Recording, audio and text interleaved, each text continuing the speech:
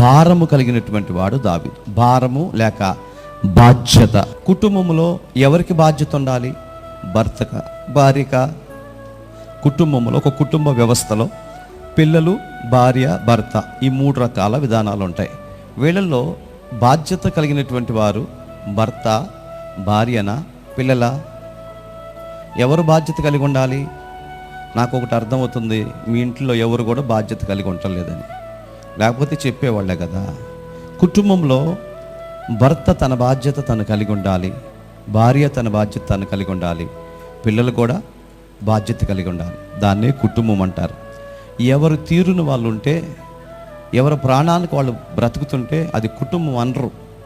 కుటుంబము అయినప్పుడు ప్రతి ఒక్కరూ తమ బాధ్యతను కలిగి ఉండాలి.